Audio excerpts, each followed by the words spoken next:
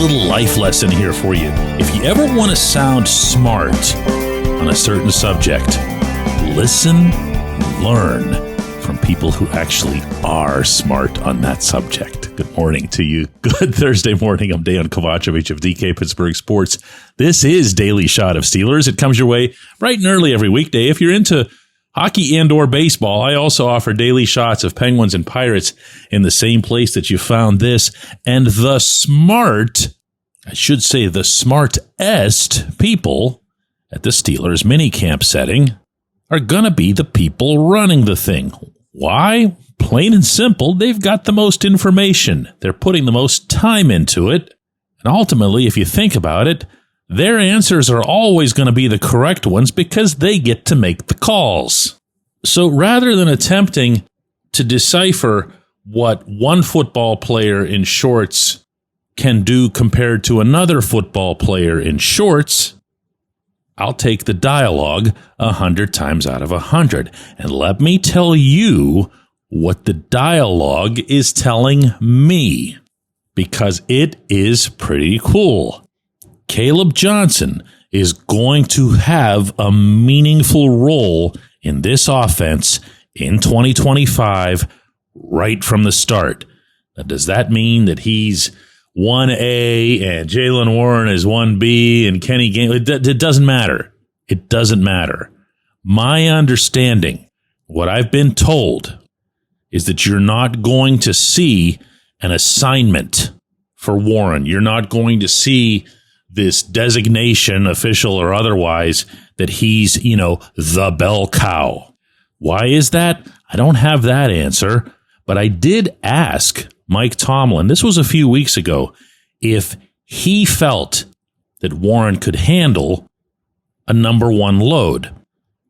And Tomlin replied, certainly, but then he immediately went off on a tangent about Warren having to fight through some unfortunate bumps and bruises, in particular early last season.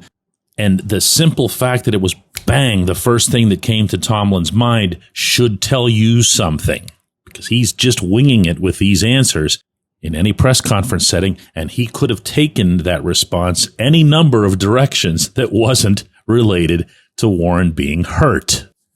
Also, and related, and probably more relevant, they really like what they see of Johnson. And to keep emphasizing this point, we're not talking about how so-and-so handles football in shorts. There's other ways for the coaches and the rest of the staff to be able to pick out things that they like that most of the rest of us can't possibly do. They see Johnson as being ready, at least within the context of ensuring that he can pick up blitzes and do all that other responsible Warren-type stuff once they get out to Latrobe. That is going to be the focus in Latrobe. Johnson knows that. He breaks out into a big friendly laugh anytime somebody brings it up. And within that, he also seems like a kid who's not exactly being overwhelmed by his new surroundings, which makes sense. If you go to his time in Iowa, he was the big running back on campus. He was the guy the entire Hawkeyes offense was built around. He played in some big games in a big-time conference. And at the same time, he's exhibited the appropriate humility and curiosity that you'd want to see of a young rookie. Here's 50 seconds of a fun conversation I just had with the kid. Caleb Johnson, just what's it like being around NFL guys? You know what I'm saying? People can talk about it. You can get drafted. Everybody gets excited about it. But it's a little different when you're actually out here and they're wearing the same uniform, isn't it? Yeah, it is, man. I just be a sponge. Take everything in and learn day by day. So that's my main thing of doing it right now. Just taking everything in and learn from Jaylen Warren and Jay Ward and Kenneth and all them. So just day by day. That's all. It's funny because when it comes to NFL guys, they can seem larger than life and everything, but when you're around them, especially somebody like Jaylen, you talk about somebody who's so down to earth, right? Yeah, I love that man. He always, if I mess up, he'll always, tell me to do right, always tell me what to do and, how to get better at it. So I'm just, like I said, being a sponge, taking it day by day. Totally selfless, isn't he? Yeah. I mean, he's not the kind of guy who's going to go, oh no, here comes somebody who's going to, be a threat to me or something. Yeah. So, I just really appreciate him for all he did and stuff like that. So, yeah. Now, if you're looking for something resembling a smoking gun here, as far as what I'm saying regarding who's RB1, who's RB2, who's 1A, and all that other stuff, Arthur Smith was asked yesterday if Warren was the clear RB1. I'm going to read to you in its entirety Smith's response. Quote, "We've got a lot of weapons back there. They've all got different skill sets, explosive players in a little different way. Just talking about Caleb, he's a different style player than Jalen. We added Gainwell. There's a lot of depth in that room. It'll work itself out. We've got a lot of weapons back there, and then how we deploy them, that's what we'll get into at Latrobe. Then, sometimes, if the injuries happen, some guy may have to carry the load a little bit heavier one week or the other. We're really excited about that room." End quote. I didn't hear a yes in there, did you? I told you this was cool, right? When we come back, J1Q.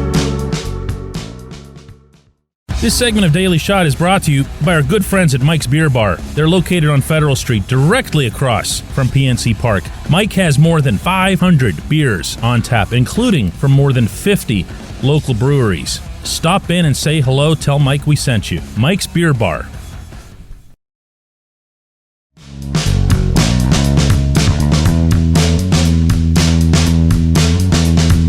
Today's J1Q comes from Jerry, who says, DK, if the offensive line tanks again in 2025, that seems like it would be an epic fail for recent NFL drafts.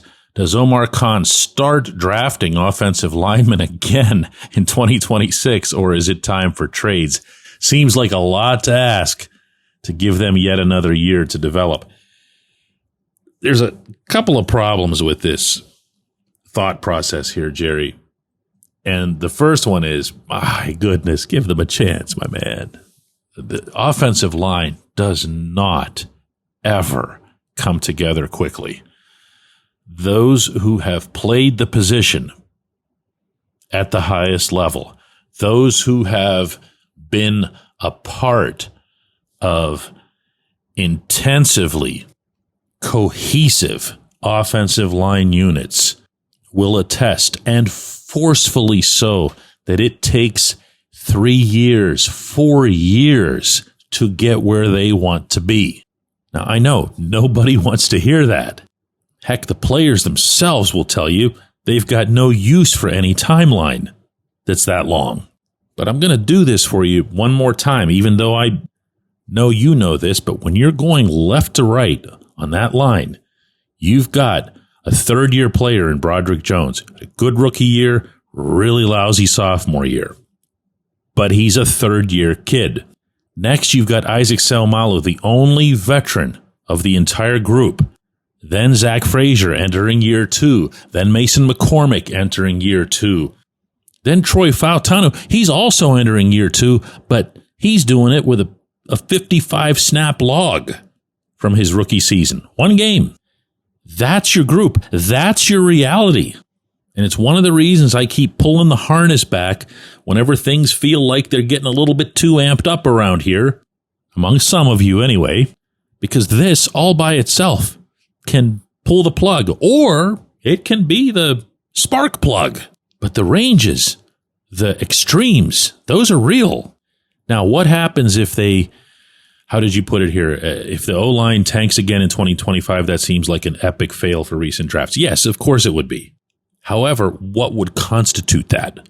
The only player out of the 5 that I just mentioned who I could see kind of being thrown into that category if it were to go badly again is Brod.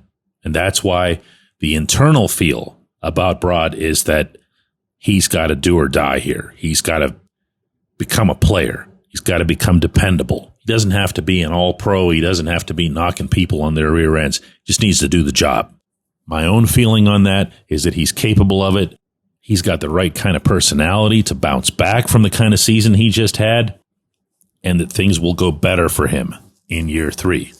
But other than that, Jerry, who else are you? attaching to a tank, a general tank. You're not going to give up on Frazier. You're not going to give up on Fautanu. You're probably not going to give up on McCormick either, if any of those three were to take significant steps backwards. So before we're burying these kids, let's see how things go, while also understanding that it takes a while for it to really go. I appreciate the question, my friend. I appreciate everybody listening to Daily Shot of Steelers. We'll be back with another one of these tomorrow. Don't forget, we've got a double shot of Steelers coming up this afternoon as well, 4 p.m. Eastern on our YouTube channel, and of course on our DK Pittsburgh Sports app and website as well. Hope to see you then.